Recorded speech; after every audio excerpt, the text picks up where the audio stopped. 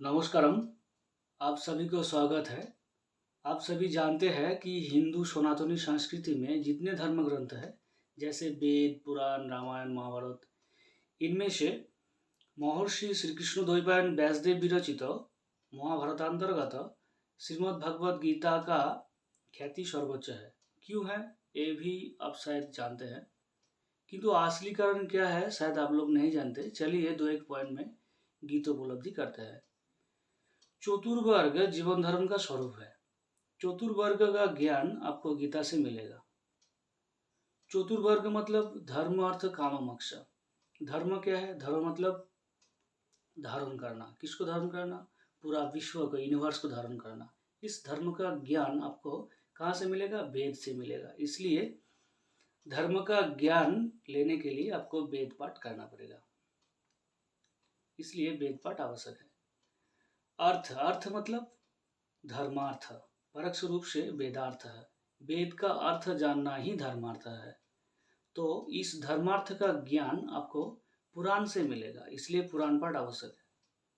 इसके बाद आ रहा है कामना। काम, काम मतलब कामना। कैसा कामना? धर्मार्थ रूप काम। आपका कामना कैसा होगा? धर्मार्थ रूप होगा। इस कामना का ज्ञान आपको रामायण से मिलेगा, इसलिए रामायण पाठ आवश्यक है। मोक्ष, मोक्ष मतलब धर्मार्थ काम रूप मोक्ष, यही सर्वश्रेष्ठ है। मोक्ष ही सर्वश्रेष्ठ है। तो चतुर्वर्ग का ज्ञान आपको गीता से मिलने वाला है। प्रत्यक्ष रूप से गीता से आपको चतुर्वर्ग का ज्ञान मिल रहा है। परोक्ष रूप से गीता से आपको वेद का ज्ञान मिल रहा है, पुराण का ज्ञान मिल रहा है, रामायण का ज्ञान मिल रहा है। इसलिए प्रत्यक्ष रूप से जैसे चतुर्वर्ग का ज्ञान मिल रहा है, परोक्ष रूप से गीता से आपको वेद आदि, रामायण आदि का ज्ञान मिल रहा है।